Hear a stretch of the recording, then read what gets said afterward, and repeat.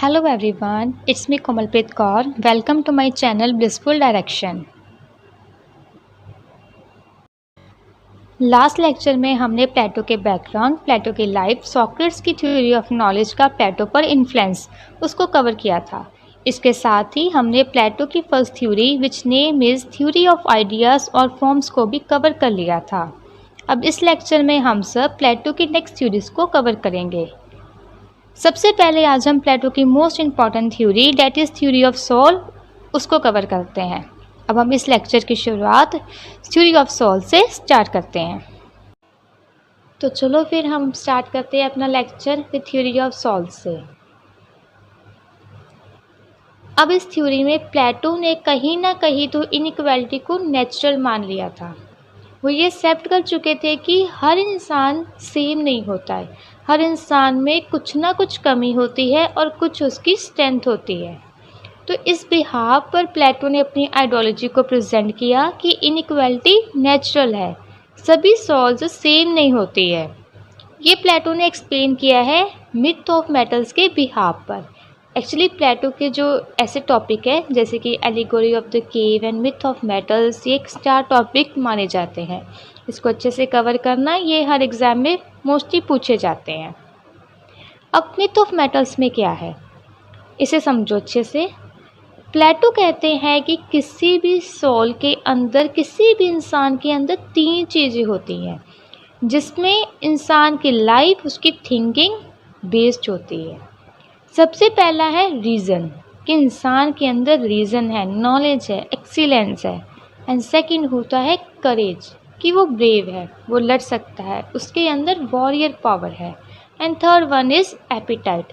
Appetite means जो mostly इंसान के अंदर होता है, जैसे कि नॉर्मल लाइफ जीनी, मटेरियलिस्टिक वर्ल्ड के पीछे भागने रहना, लस्ट में जीना कि ये भी मिल जाए, पैसा भी मिल जाए, ये चीज़ भी मिल जाए।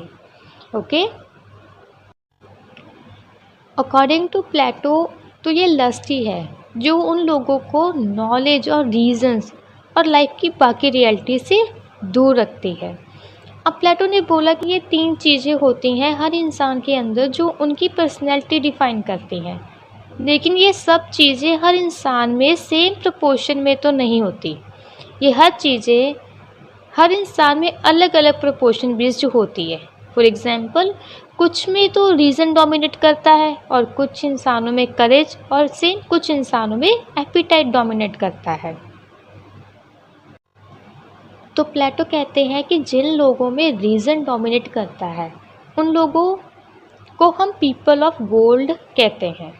Gold means more valuable because उनके पास नॉलेज है, एक्सीलेंस है, रीज़न है। और दूसरे होते हैं करेज, जिनके अंदर वॉरियर पावर है, जो ब्रेव हैं, जो लड़ सकते हैं, उनको हम सिल्वर टाइप ऑफ पीपल कहते हैं। और थर्ड वन इज़ एपिटाइट, जो सिर्फ वर्ल्ड के मटेरियलिस्टिक चीज़ों में ही घूम रहे हैं, उनके पीछे ही भागते रहते हैं, जिनकी लस्ट ही ख़त्म नहीं होती है, ना पैसे की लस्ट, ना पावर की लस्ट। प्लेटो इनको करप्ट सोल मानता है, इसलिए इनको थर्ड कैटेगरी में मैन ऑफ कॉपर कहते हैं।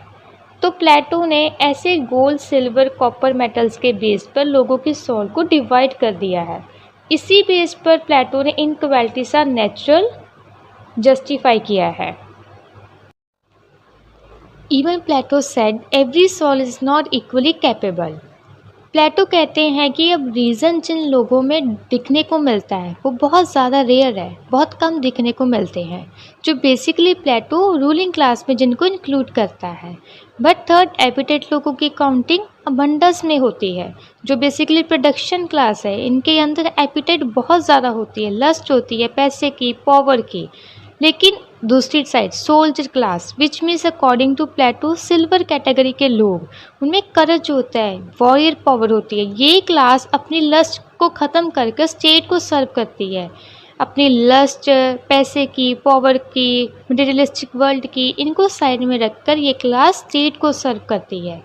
सेम ही गोल्ड पीपल जिनके अंदर रीज़न डोमिनेट करता है, वो लोग बहुत सारी नॉलेज गेन करके, टेस्ट स्क्रीनिंग को पास करके रूलिंग क्लास में एंटर होते हैं।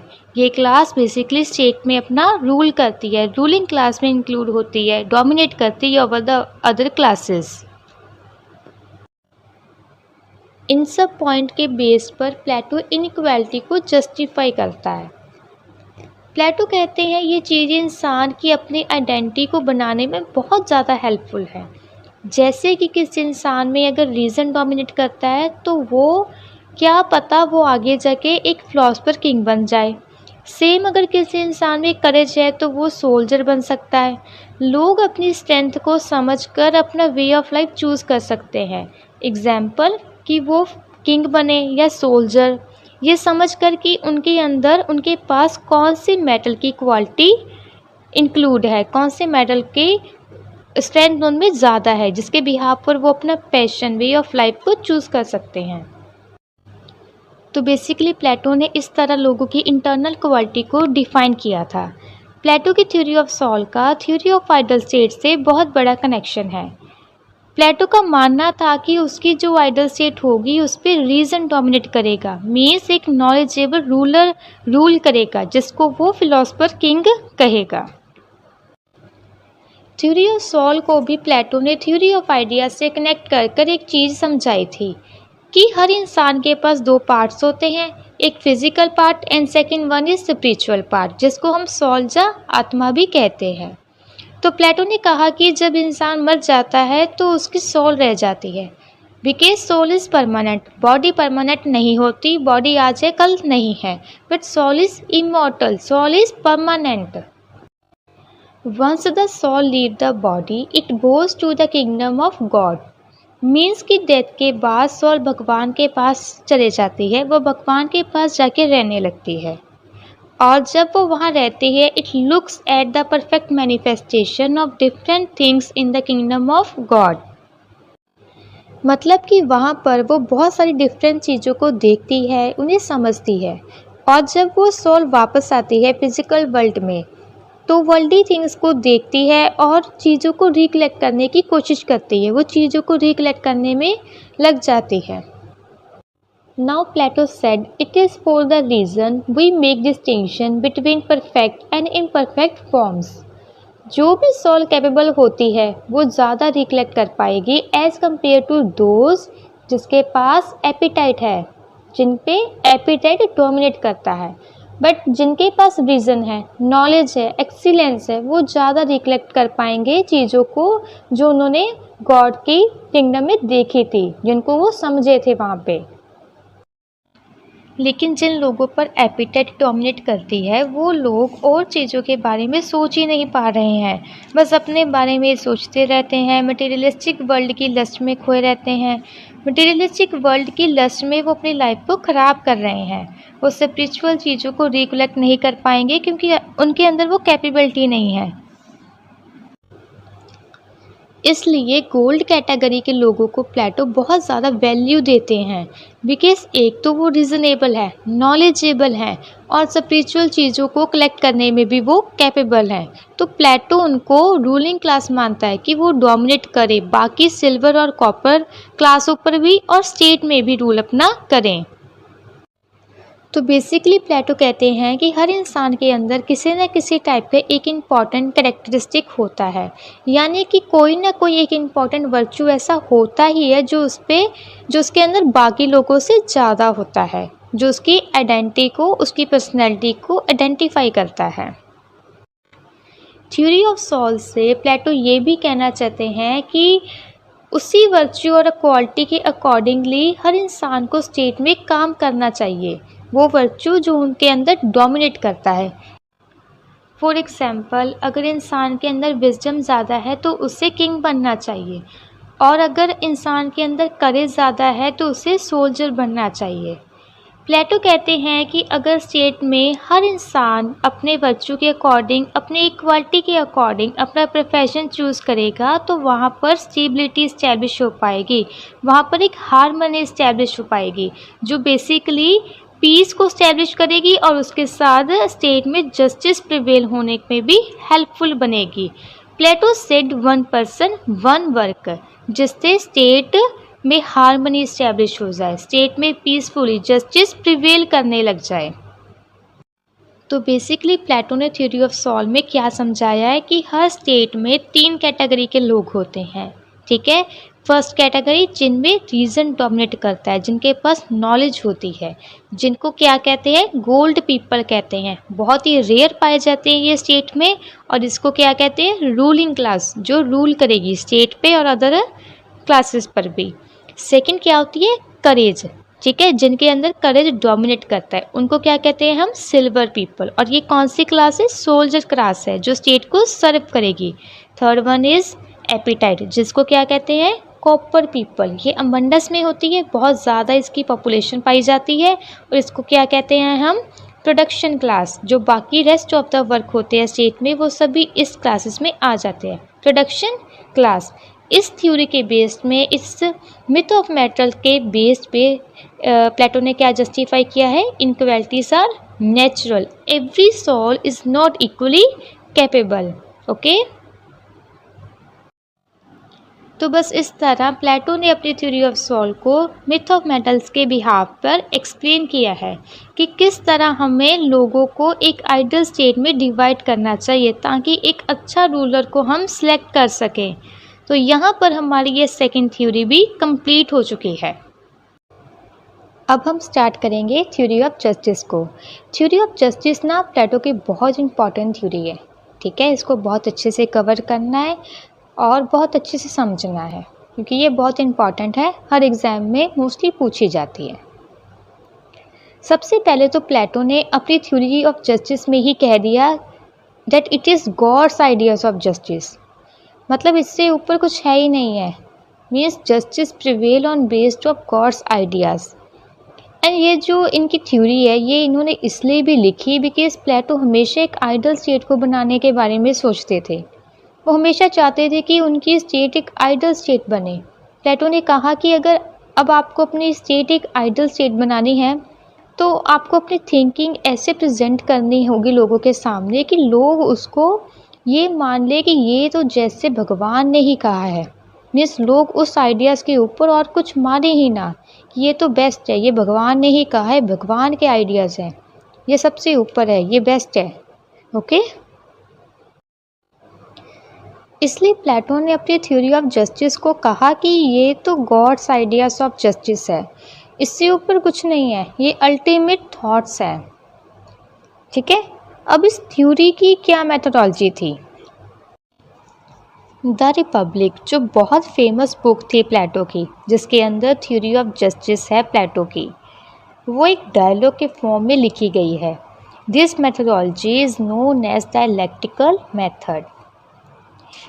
डायलैक्टिक्स मेथड क्या होता है, प्लेटो ने इसमें वाद विवाद से चीज़ों को सामने लेकर आए थे। लॉजिकली थिंकिंग के बेस पर प्लेटो ने ये लिखी थी थ्योरी। ये सब चीज़ों को प्लेटो ने ऐसे ही नहीं लिखा था, बहुत अच्छे से स्टडी की थी, हर चीज़ के मेरिट्स डीमेरिट्स पर स्टडी कर कर फिर प्लेटो ने थ्योरी ऑफ जस्टिस को प्रेजेंट किया, ठीक है।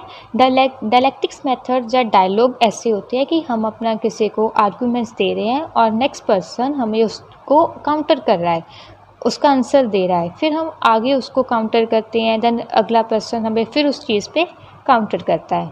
और जब हमें वो एक चीज़ अच्छी लगती है कि हाँ that is true, that is right, तो उसको हम फाइनल करते हैं। तो डायलैक्टिक्स मेथड से ये थ्योरी लिखी गई थी। अब इसको समझने से पहले हम प्लेटो की जो डायलैक्टिक्स की मेथोडोलॉजी है उसको समझेंगे। देखो, सबसे पहले तो प्लेटो ने डायलैक्टिक्स मेथड यूज़ किया बहुत सारे लोगों के साथ, जैसे कि सेफलेस, पॉलीमार्कस, थैसीमैकस एंड ग्लूकॉन।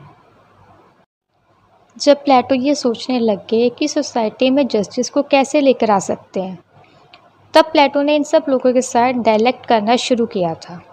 ओके, तो इन सब लोगों के साथ प्लेटो ने कैसे डायलेक्ट किया, अब हम ये पढ़ेंगे। चलिए, सबसे पहले हम देखते हैं कि सेफलेस के थ्रू प्लेटो ने कैसे अपनी आइडियोलॉजी को प्रेजेंट किया था। सेफलेस जो एक ओल्ड मैन थे, उन्होंने कहा था कि justice is doing one's duty and justice is giving to every man his due. ये सब लाइंस ना आप अपने एग्ज़ाम में ज़रूर लिख कर आना कि सेफलेस ने क्या आर्गूमेंट किया था, justice is doing one's duty and justice is giving to every man his due.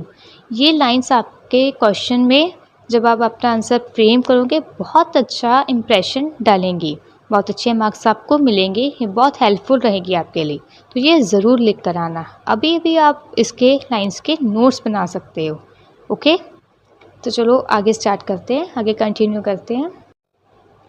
अब सेल्फलेस के इन आर्गूमेंट्स का क्या मतलब था? जैसे कि उन्होंने कहा कि justice is giving to every man his due, कि अगर आपने किसी से उधार लिया है उसको रिटर्न करना टाइम पे, इसी को जस्टिस कहते हैं। सेल्फलेस के अकॉर्डिंग जस्टिस क्या है? जस्टिस मीन्स सही काम करना, यही जस्टिस है कि अगर हमने किसी से कुछ उधार लिया है उनको टाइम पे रिटर्न भी करना है, किसी को धोखा नहीं देना है। ठीक है, सही काम करना, इसी को सेल्फलेस जस्टिस कहते हैं। सेल्फलेस का सेकंड पॉइंट क्या था? Justice is doing one's duty, कि अपना काम बहुत अच्छे से करना। ठीक है, दूसरों के काम भी इंटरफेयर नहीं करना, अपना काम बिना किसी करप्शन से बहुत अच्छे से अपना काम करना, इसको भी हम जस्टिस कहते हैं। अब आपको मैंने बताया था ना कि जैसे प्लेटो की थ्योरी ऑफ जस्टिस डायलॉग के फॉर्म में डायलेक्टिक मेथड से लिखी जा रही थी, तो जब सेल्फलेस ने अपने आर्गूमेंट्स दिए तब इसको काउंटर प्लेटो ने किया अपने पॉइंट ऑफ व्यू से, अपने आर्गूमेंट्स से। लेकिन अब प्लेटो ने कहा कि सेल्फलेस कि आपकी ये बात तो बिल्कुल सही है कि justice is doing one's duty, इससे वो एग्री करते हैं कि हर इंसान को अपनी ड्यूटीज़ को फुलफ़िल करना चाहिए, ये ज़रूरी भी है। ठीक है, सो इस बात से तो प्लेटो एग्री करते हैं कि justice is doing one's duty, ये बिल्कुल सही बात लगी प्लेटो को सेल्फलेस की। इसके बाद प्लेटो ने कहा सेल्फलेस को कि जो आपने दूसरी बात कही, justice is giving to every man his due, ये गलत है।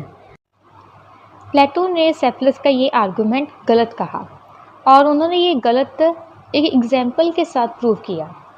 प्लेटो ने कहा कि जैसे कि कोई इंसान अगर पागल है, वो मेंटली अनस्टेबल है और उसके पास एक वेपन है और वो वेपन आप में से किसी ने ले लिया, लेकिन जैसे कि आपने कहा कि हर इंसान को उसका ड्यू वापस कर देना चाहिए, तो क्या आप उसको उसका वेपन भी वापस करोगे? अगर आपने उसको उसका वेपन वापस कर दिया तो उस वेपन के साथ वो क्या करेगा? वो उससे बहुत ज़्यादा हार्म करेगा, सोसाइटी को और इवन खुद को भी हार्म कर सकता है। वो खुद पर भी अटैक करेगा, सोसाइटी पर भी अटैक कर सकता है। तो क्या आप ये करोगे? क्या ये सही है? जब प्लेटो ने इस एग्जाम्पल के साथ आर्गूमेंट को अपने जस्टिफाई किया तो इस पॉइंट पे सेल्फलेस चुप रह गए, वो इस पॉइंट को आगे जस्टिफाई नहीं कर पाए। सेल्फलेस के बाद है पॉलीमार्कस। पॉलीमार्कस ने भी ऐसे ही डायलॉग के फॉर्म में अपने पॉइंट ऑफ व्यूज़ को, अपने आर्गूमेंट्स को सामने रखा था। पॉलीमार्कस ने कहा doing good to the one's friend and evil to enemies means doing good to the friend and bad to the enemies, कि आप अच्छा बिहेव करो अपने दोस्तों के साथ एंड बुरा बिहेव करो अपने दुश्मनों के साथ। ओके, तो ये बात कही पॉलीमार्कस ने।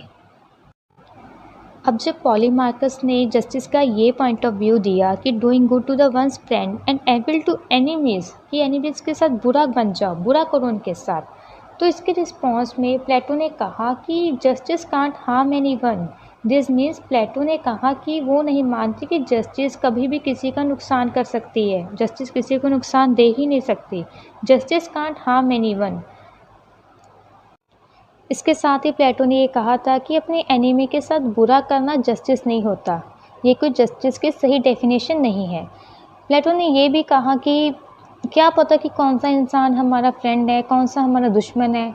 क्या पता कोई फ्रेंड सामने से हमारा फ्रेंड हो लेकिन अंदर से वो हमारे लिए बैड फीलिंग रखता हो, एविल की फीलिंग रखता हो, तो हम कैसे पता लगाएंगे कि ये इंसान हमारा दुश्मन है, ये इंसान हमारा दोस्त है? तो ऐसे प्लेटो ने पॉलीमार्कस को काउंटर कर दिया और पॉलीमार्कस आगे इसको जस्टिफाई नहीं कर पाए थे। इसके बाद फिर प्लेटो ने डायलेक्टिक मेथड यूज़ किया था थैसीमैकस के साथ। थैसीमैकस बहुत ज़्यादा इम्पॉर्टेंट है बिकॉज ये बहुत अच्छी बात सामने लेकर आए थे। उन्होंने कहा कि justice is the interest of stronger.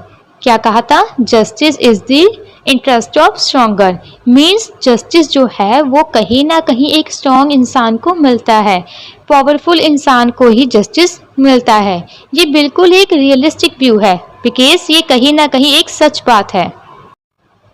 थैसीमैकस इस बात को एक एग्जाम्पल के साथ जस्टिफाई करते हैं। वो कहते हैं for example the survival of the fittest person means जो इंसान फिट है, स्ट्रॉन्ग है, वो सर्वाइव कर पाता है किसी भी डिफिकल्ट सिचुएशन में। वो कहते हैं कि जब इन्वायरमेंट में क्लाइमेटिक सिचुएशन चेंज होती है तब एक स्ट्रॉन्ग, एक फिट इंडिविजुअल ही सर्वाइव कर पाता है। तो थैसीमैकस का कहना है कि जो स्ट्रॉन्ग बन जाएगा, जो पावरफुल बनेगा, वो ही जस्टिस को पा सकेगा। तो बेसिकली थैसीमैकस क्या समझाना चाहते हैं कि जैसे इन्वायरमेंट में कोई भी क्लाइमेटिक सिचुएशन चेंज होती है, उस टाइम जो स्ट्रॉन्ग इंडिविजुअल होता है, फिट इंडिविजुअल होता है, वो सर्वाइव कर पाता है। जैसे कोई अर्थक्वेक आ गया, कोई फ्लड्स आ गए, उसमें कौन सर्वाइव कर पाता है? जो कि एक स्ट्रॉन्ग है। ठीक है, क्लाइमेटिक सिचुएशन में कौन सर्वाइव कर पाता है? एक स्ट्रॉन्ग और फिट इंडिविजुअल। सेम जो पावरफुल इंसान है, जो स्ट्रॉन्ग है, वो जस्टिस को पा सकता है। थैसीमैकस का बेसिकली ये कहना है कि एक स्ट्रॉन्ग और फिट इंडिविजुअल, जो पावरफुल इंडिविजुअल है, उसके पास ही जस्टिस को पाने की कैपेसिटी होती है। अब प्लेटो के पास इसका बहुत ज़्यादा कन्विंसिंग काउंटर तो नहीं था, बिकॉज ये बहुत ही एक सही बात कह गए थे। इन्होंने जो बात कही वो एक बहुत बड़ा सच है, एक स्टेट का, एक सोसाइटी का। इसके बाद अगर हम ये डिस्कस करें कि थैसीमैकस की थिंकिंग किस टाइप की है, सोफिस्ट आइडियोलॉजी की या फिर सोक्रेटिस आइडियोलॉजी की, तो आप क्या कहोगे? बेसिकली उस टाइम ग्रीक एम्पायर में 2 टाइप्स के आइडियोलॉजीज बहुत ज़्यादा फेमस थी। एक थी सोफिस्ट आइडियोलॉजी, सेकंड थी सोक्रेटिस आइडियोलॉजी। कुछ लोग तो सोफिस्ट आइडियोलॉजी, सोफिस्ट थिंकिंग को मानते थे और कुछ लोग सोक्रेटिस थिंकिंग, सोक्रेटिस आइडियोलॉजी को प्रेफर करते थे। ओके, तो सोफिस्ट आइडियोलॉजी क्या है? सोफिस्ट आइडियोलॉजी है जो लोग पावर को ज़्यादा वैल्यू देते हैं कि पावरफुल इंसान ही सब कुछ है, पावरफुल इंसान को ही आगे बढ़ना चाहिए, उसे सोफिस्ट थिंकिंग कहते हैं। सोफिस्ट थिंकिंग को रखने वाले लोग पावर को ही वैल्यू देते हैं, वो लोग मैन को ज़्यादा प्रायोरिटी देते हैं एज कम्पेयर टू स्टेट। उनका कहना है कि इंडिविजुअल पहले आता है और स्टेट बाद में आती है। लेकिन जो लोग सोक्रेटिस आइडियोलॉजी, सोक्रेटिस थिंकिंग को मानते हैं, वो बिल्कुल ही ऑपोजिट है। वो एथिक्स को मानते हैं। वो बात करते हैं कि स्टेट ऊपर है, स्टेट सबसे ऊपर है और इंसान की खुद की सेल्फ बाद में आती है। तो यहाँ पर जो थैसीमैकस ने कहा वो एक सोफिस्ट आइडियोलॉजी को प्रेजेंट करती है, बिकॉज वो पावर को ऊपर रखते हैं कि जो इंसान पावरफुल है वो जीतेगा, उसको जस्टिस मिलेगा, और जो पावरफुल नहीं है, जो स्ट्रांग नहीं है, वो कहीं ना कहीं बैटल में लूज कर जाएगा। इसके लिए प्लेटो ने कहा कि ये गलत है बोलना कि जो स्टेट है, जो सिस्टम है, वो सिर्फ रूलिंग क्लास के लिए ही वर्क करता है, वो सिर्फ और सिर्फ स्ट्रॉन्ग पीपल, पावरफुल पीपल के अकॉर्डिंग ही चलता है, उनके लिए ही काम करता है। ये कहना बिल्कुल गलत है। अपनी पॉइंट ऑफ व्यू को प्रूव करने के लिए प्लेटो ने एक एग्जाम्पल दिया था जो कि सोक्रेट की डेथ से रिलेटेड है। सोक्रेट की डेथ कैसी हुई थी, अब सबसे पहले हम ये समझते हैं। सोक्रेट्स, जिनको बेसिकली अक्यूज किया गया था कि वो ग्रीक के स्टूडेंट्स को, ग्रीक के बच्चों को मिसलीड कर रहे हैं, कि सोक्रेट्स बच्चों को मिसलीड कर रहे हैं, उनको गलत नॉलेज दे रहे हैं, ऐसी बातें बता रहे हैं जो उनके माइंड को करप्ट कर रही है, और इसके लिए सोक्रेट्स को लाइफ इम्प्रिजन मिला था कि वो सारी उम्र जेल में रहेंगे। अब प्लेटो कह रहे हैं कि इतनी डिफिकल्ट सिचुएशन मिल रही थी सोक्रेट्स को, इस टाइम पर अगर वो चाहते तो वो कह सकते थे कि उनकी कोई गलती नहीं है, उन्होंने ये किया ही नहीं, वो बिल्कुल सही है। सोक्रेट्स चाहते तो वो वहाँ से भाग भी सकते थे, पर उन्होंने ऐसा नहीं किया, बिकॉज उनको एक विश्वास था कि वो बेशक एक नॉर्मल सिटीजन है, बट फिर भी वो मानते थे कि उनको भी जस्टिस मिलेगी, स्टेट उनको भी जस्टिस देगी, स्टेट उनके साथ गलत नहीं होने देगी, स्टेट उसको जस्टिस प्रोवाइड करेगी। तो इस एग्जाम्पल के साथ प्लेटो थैसीमैकस को बहुत स्ट्रांगली काउंटर तो नहीं कर पाए थे, बट उन्होंने अपने कुछ आर्गूमेंट्स, कुछ पॉइंट ऑफ व्यूज जरूर दिए थे। थैसीमैकस ने बेसिकली बताया कि व्हाट इज, क्या रियलिटी है, बट प्लेटो बात करते हैं बट और टू बी, हमें क्या मानना चाहिए, क्या होना चाहिए। इसलिए प्लेटो को हम आइडियलिस्ट कहते हैं कि वो एक आइडियलिस्ट थिंकर हैं। अब फिर आते हैं लास्ट में ग्लूकॉन। ग्लूकॉन जिन्होंने नेक्स्ट प्लेटो के साथ डायलैक्टिक्स मेथड यूज किया था। ग्लूकॉन ने कहा कि justice is the interest of weak. अब ये बिल्कुल ही ऑपोजिट बात को लेकर आ गए थे। According to him, those who are weak and unable to protect themselves come together to form the state. मतलब यही लोग मिलकर स्टेट बनाते हैं। स्टेट क्या है? State is basically a contract between strong and weak people. जो लोग वीक हैं और स्ट्रॉन्ग है वो एक दूसरे के साथ एक कॉन्ट्रैक्ट में आते हैं और स्टेट को फॉर्म करते हैं। स्ट्रॉन्ग पीपल किस लिए आते हैं? क्योंकि उन्होंने रूल करना है, और वीक पीपल इसलिए आते हैं क्योंकि उनको सिक्योरिटी मिलेगी। तो इस तरह दोनों के नीड्स के अकॉर्डिंग जो कॉन्ट्रैक्ट बन गया, ग्लूकॉन उसको जस्टिस कहते हैं। Because he said justice is the interest of weak. Justice की डिमांड वीक लोग करते हैं, उनको ही जस्टिस चाहिए होती है क्योंकि उनके साथ सोसाइटी में बहुत गलत होता है। उनको सिक्योरिटी चाहिए, उनको जस्टिस चाहिए। तो इस तरह ग्लूकॉन ने जस्टिस को डिफाइन किया था। बट प्लेटो ने इसके रिस्पॉन्स में कहा कि नहीं, ये गलत है, ये ठीक नहीं है, ये तो बिल्कुल ही गलत है। सबसे पहले तो उन्होंने कहा कि स्टेट जो है वो नेचुरल है। स्टेट कोई ऐसी चीज़ नहीं है कि कुछ लोग आए, उन्होंने कॉन्ट्रैक्ट साइन किया और आर्टिफिशियली स्टेट बन गई। प्लेटो कहते हैं कि ऐसा नहीं होता कि लोग मिलते हैं और स्टेट को फॉर्म करते हैं। इसके साथ ही प्लेटो ने कहा, so it is wrong to think that laws of the state are only in the interest of weak. Plato कहते हैं कि यहाँ पर वीक और स्ट्रॉन्ग की तो कोई बात ही नहीं है, वीक और स्ट्रॉन्ग का तो कोई मतलब ही नहीं आता। स्टेट नेचुरली बनती है, तो वहाँ पर हर कोई इंसान, चाहे वो अमीर हो, चाहे गरीब हो, चाहे वीक हो और चाहे स्ट्रॉन्ग हो, सबको जस्टिस पाने का अधिकार होता है और स्टेट की ये ड्यूटी होती है कि वो सबको जस्टिस प्रोवाइड करे। तो यहाँ तक कंप्लीट होते हैं हमारे ग्लूकॉन के आइडियाज़ ऑफ जस्टिस। और इसके साथ ही जो सभी डायलॉग्स थे जो प्लेटो ने सबके थिंकर्स के साथ किए थे, डायलैक्टिक किया था जस्टिस के लिए, वो भी कंप्लीट होते हैं। अब प्लेटो के ओन आइडियाज ऑफ जस्टिस था कि state is the individual writ large. Okay, क्या था? State is the individual writ large. Plato said state natural है और इसे हम सब लोग मिलकर फॉर्म करते हैं। इंडिविजुअल रिट लार्ज मीन्स, इसका मतलब है हम सब लोगों के ग्रुप को कलेक्टिवली मैग्नीफाइड कर दो तो स्टेट खुद बन जाएगी। एग्जाम्पल, हम सब इंडियंस ही हमारी स्टेट इंडिया को फॉर्म कर रहे हैं। ठीक है।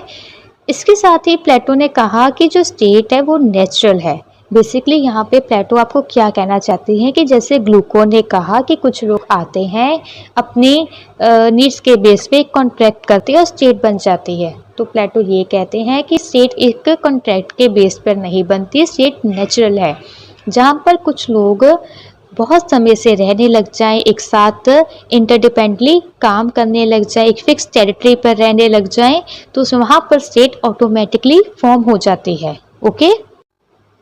इसके साथ ही प्लेटो ने कहा कि जो स्टेट है वो नेचुरल है, नीड्स ऑफ मैन के बिहाफ पर फॉर्म होती है, because no person is self sufficient, कि कोई भी इंसान सेल्फ सफिशिएंट नहीं होता है। स्टेट में हर इंसान को रहने के लिए एक दूसरे पर डिपेंडेंट होना ही पड़ता है। इंटरडिपेंडेंट होकर ही हर इंसान सर्वाइव कर सकता है।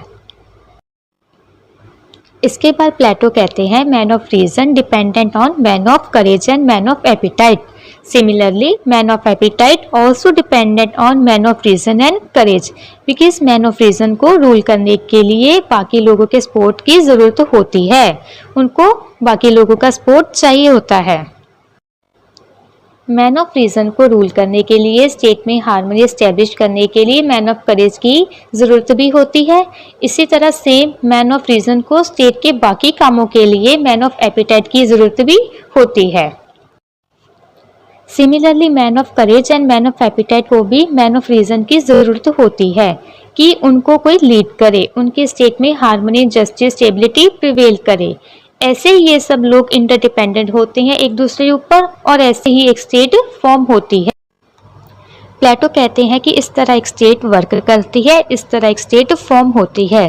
State is individual writ large, मतलब प्लेटो ने कहा कि स्टेट नेचुरल है एंड स्टेट अपने इंटरडिपेंडेंस की वजह से फॉर्म होती है। प्लेटो ने कहा कि स्टेट बेसिकली जो लोग उसमें रह रहे होते हैं उसका एक मैग्नीफाइड वर्जन होता है। तो प्लेटो कहते हैं कि जो लोग वहाँ पे रह रहे होते हैं, स्टेट उनकी नीड की वजह से फॉर्म होती है। तो स्टेट बेसिकली नेचुरल है, स्टेट कहीं से एकदम से प्रकट नहीं होती है, किसी पत्थर से निकलकर नहीं बन जाती है। It inherit in the mind of people who live in the state. Okay, Plato ने कहा कि स्टेट ऐसी ही कोई चीज़ नहीं है जो एकदम से पत्थर से बाहर निकल कर आ गई या कहीं से प्रकट हो गई है। बेसिकली जो लोग एक जगह पर रह रहे हैं उनकी थिंकिंग के अंदर, उनके माइंड के अंदर स्टेट का फॉर्मेशन होता है। प्लेटो कहते हैं कि इस तरह स्टेट का फॉर्मेशन हुआ था। यहाँ पर जो प्लेटो ने स्टेट के बारे में बताया है वो in the context of theory of justice है। ठीक है, अभी थोड़ी देर पहले हमने पढ़ा ना कि ग्लोकोन ने कहा था स्टेट एक कॉन्टेक्स्ट के बेस पे फॉर्म होती है, तो उस कॉन्टेक्स्ट पे यहाँ पर प्लेटो ने स्टेट के बारे में बताया है कि नहीं, ये नेचुरली फॉर्म हो जाती है जहाँ पर बहुत सारे लोग एक साथ रहने लग जाएं। ओके, प्लेटो ने कहा कि ये जो स्टेट है वो नेचुरल है। इस स्टेट के अंदर जस्टिस क्या है? Justice is nothing but peace, harmony and excellence. Okay, ये है पर्पस ऑफ जस्टिस। अब इस जस्टिस को हम कैसे लेकर आएंगे, इसके बारे में प्लेटो बात करेंगे कि जस्टिस को हम कैसे फॉर्म करेंगे। इसके बाद प्लेटो कहते हैं कि जस्टिस बहुत ज़्यादा इम्पॉर्टेंट है सोसाइटी में पीस एंड हार्मनी को इस्टेब्लिश करने के लिए। और इसके साथ प्लेटो ने और चीज़ें भी एक्सप्लेन की, जैसे कि सोसाइटी में लोगों को 3 कैटेगरी में डिवाइड किया गया है, people of reason, people of courage and people of appetite. Okay, ये 3 कैटेगरीज रह रही होती हैं एक सोसाइटी में। इसके बाद प्लेटो कहते हैं कि इन सब की कैपेसिटी और एबिलिटी डिफरेंट होती है एक दूसरे से। तो अगर हमने एक स्टेट में जस्टिस को इस्टेब्लिश करना है और सबको जस्टिस प्रोवाइड करनी है जिससे स्टेट में हार्मनी और पीस इस्टेब्लिश रहे और स्टेबल रहे, तो वो कैसे करेंगे? इसके लिए प्लेटो ने 2 बातें कही थी जो कि आपको अच्छे से याद कर लेनी है। मतलब अगर आपसे कोई भी पूछे थ्योरी ऑफ जस्टिस के बारे में तो आपने ये 2 बातें ज़रूर बतानी है, और अगर कोई क्वेश्चन आए तो ये 2 बातें ज़रूर आपने मेंशन करनी है। बेसिकली ये 2 चीज़ें प्लेटो की थ्योरी ऑफ जस्टिस का बेस है। तो अगर आपको कोई भी क्वेश्चन आए तो ये ज़रूर लिख कर आना है। तो फर्स्ट है फंक्शनल स्पेशलाइजेशन। फंक्शन स्पेशलाइजेशन में है, इसके नेम से ही पता लग रहा है कि जो भी आप फंक्शन कर रहे हो, मतलब जो भी आप काम कर रहे हो उसमें आपकी स्पेशलाइजेशन होनी चाहिए। Each person is performing the task according to his natural aptitude और capacities.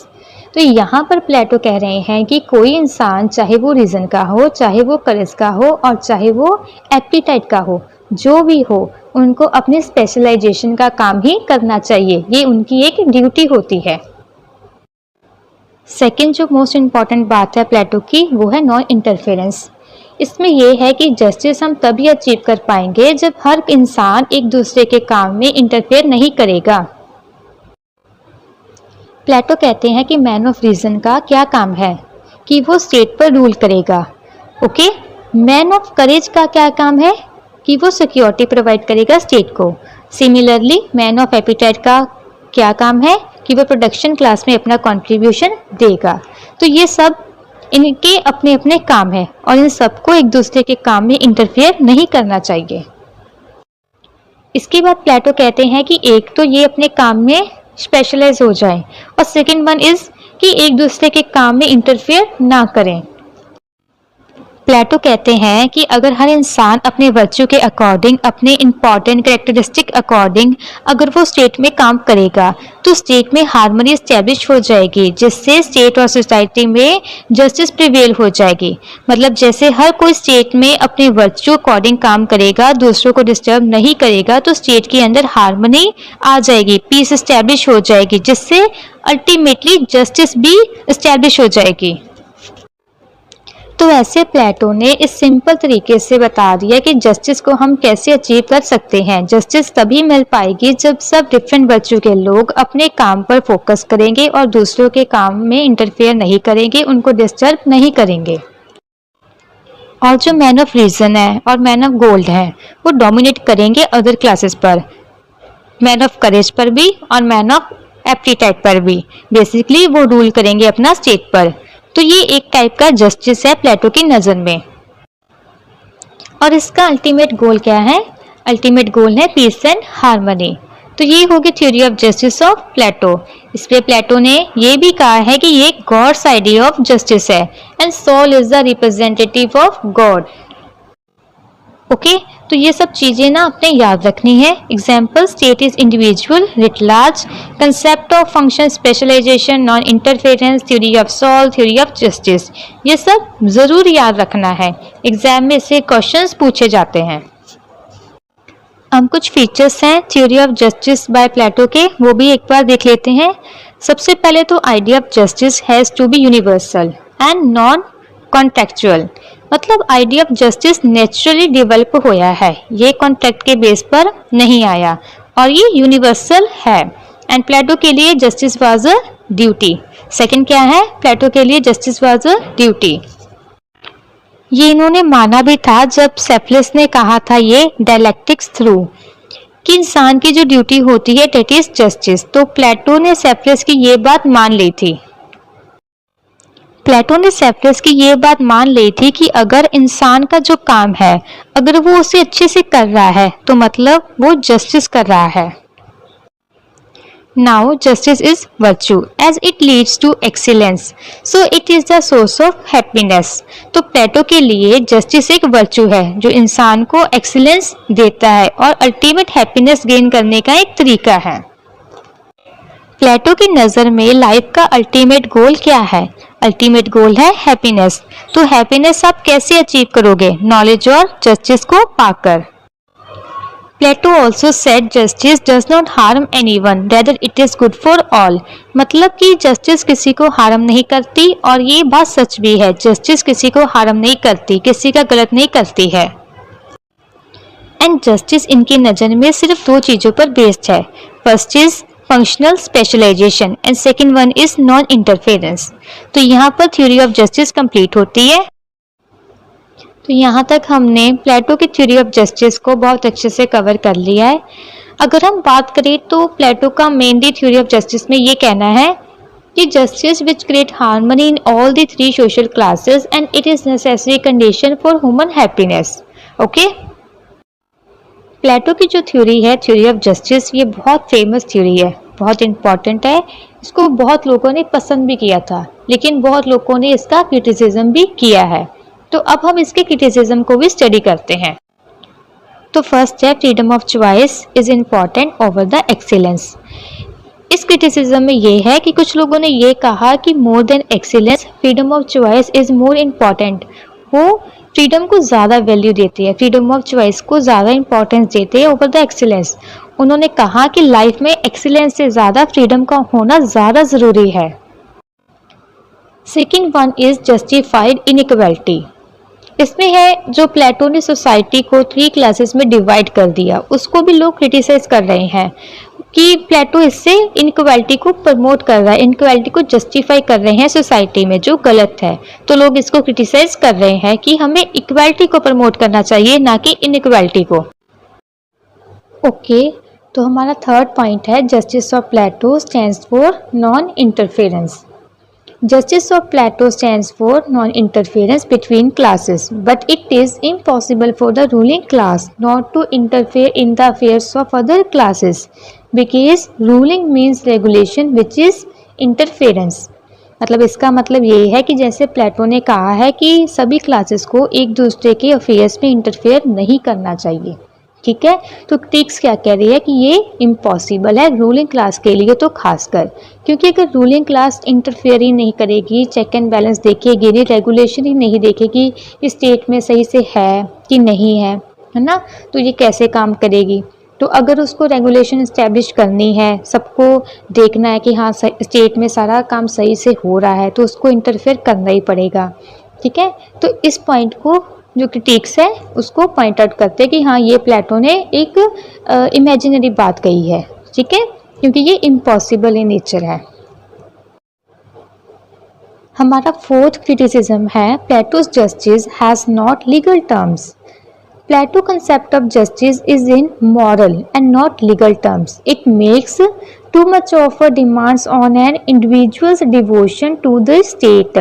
It is a system of duties and not of rights of the individual. अब इसका क्या मतलब है? प्लेटो मतलब जो क्रिटिक्स है प्लेटो की थ्योरीज में, वो ये कहना चाहते हैं जो प्लेटो का कंसेप्ट ऑफ जस्टिस है, पहले तो वो मॉरल इन नेचर ज़्यादा है, लीगल टर्म उसमें है ही नहीं है, ठीक है। दूसरा, जैसे वो स्टेट की बात कर रहे हैं तो वो इंडिविजुअल को पीछे रख रहे हैं, स्टेट को ऊपर रख रहे हैं, है ना, और इंडिविजुअल को राइट्स कम दे रहे हैं, सिर्फ उनकी ड्यूटीज़ दे रहे हैं, ज़्यादा डिवोट कर रहे हैं उनको स्टेट के लिए, ठीक है। अब हमारा नेक्स्ट पॉइंट है can not be applied to modern nation state. Okay, it means cannot be applied to modern nation state, which means it is not easy to applicable to a modern nation state whose population runs into crores, because it is not physically possible to divide such a large population into 3 stereotyped classes and to assign them fixed functions. मतलब इतनी population को easy नहीं होता कि modern nation state में, है ना, कि बहुत इजीली हम 3 स्टीरियोटाइप क्लासेस में डिवाइड कर दे, 3 कैटेगरीज में इनको डिवाइड कर लें। तो इतनी पॉपुलेशन को 3 कैटेगरीज में डिवाइड करना पहले तो पॉसिबल ही नहीं है, ठीक है। और ये जो बात है मतलब एक आइडियलिस्ट है, मतलब अनरियलिस्टिक सी बात कह रही है प्लेटो ने, ऐसा क्रिटिक्स का कहना है, क्योंकि मॉडर्न नेशंस जो आजकल है आज के टाइम पे इसे अप्लाई करना इम्पॉसिबल है। नेक्स्ट पॉइंट है क्लास स्टेट। सम क्रिटिक्स सेड कि प्लेटो की स्टेट बेसिकली क्लास स्टेट है, जिसमें एक क्लास रीजन डोमिनेट करते हैं, एक क्लास में सिर्फ करेज और दूसरी क्लास में जैसे एपेटाइट। तो उनकी जो स्टेट है वो क्लास स्टेट है, जो उन्होंने अपनी स्टेट के पीपल है उनको एक 3 क्लासेस में डिवाइड कर दिया है, ठीक है। तो इस चीज़ को जो क्रिटिक्स है वो क्रिटिसाइज कर रहे हैं कि एक स्टेट को हमने क्लास स्टेट बना दिया। नेक्स्ट पॉइंट है हमारा it leads to totalitarian. Professor Popper in his famous book the open society and its enemies has criticised Plato's concept of justice on that ground that it leads to totalitarianism in contrast to humanitarianism. Okay, तो हमारा next point है monopoly of power in the hands of one class only. Plato's justice assign absolute ruling power to one class, philosopher king only. Such monopoly of political power in the hands of one class, मतलब ये है कि जो प्लेटो की theory of justice है उसमें उन्होंने जो पावर है वो सिर्फ और सिर्फ एक क्लास को दे दी, फिलोसफर किंग को, रूलिंग क्लास को दे दी, जो कि बहुत ज़्यादा गलत है, क्योंकि हम एक हैंड में एक क्लास को अगर पावर दे रहे हैं तो हम एक एब्सोल्यूटिज्म को प्रमोट कर रहे हैं, ठीक है, जो कल को स्टेट को बहुत ज़्यादा डिस्टर्ब कर सकती है। फाइन, ओके, तो हमारा नेक्स्ट पॉइंट है it develops only 1 out of 3 individuals personality. मतलब ये थ्योरी इंडिविजुअल की बाकी 2 वर्च्यू को डिवेल्प होने से रोकती है। It tries to leave 2/3 of the personality of the individual undeveloped. When the individual possesses all the 3 elements, reason, spirit, appetite, he should develop all the qualities in their life, ठीक है। तो इस point पे critics क्या कहना चाहते हैं कि जो प्लेटो की थ्योरी है वो बेसिकली इंडिविजुअल को सिर्फ एक जो वर्च्यू है, ठीक है ना, एक बेस पर ही डेवलप होने को प्रमोट करती है, जबकि अगर इंसान चाहे वो अपने अंदर करेज, एपेटाइट और रूलिंग ये तीनों के तीनों वर्च्यू डेवलप कर सकता है, उस पर इतनी कैपेसिटी होती है, हम उनके डेवलपमेंट को रोकते हैं, ठीक है। तो इस पॉइंट के बेस पे क्रिटिक्स प्लेटो की थ्योरी को क्रिटिसाइज करते हैं। अब नेक्स्ट लेक्चर में हम प्लेटो की नेक्स्ट थ्योरीज को कवर करेंगे एंड लास्ट में प्रीवियस ईयर क्वेश्चंस भी सॉल्व करेंगे। तब तक के लिए bye bye, see you in the next video and please subscribe and share my channel. Take care.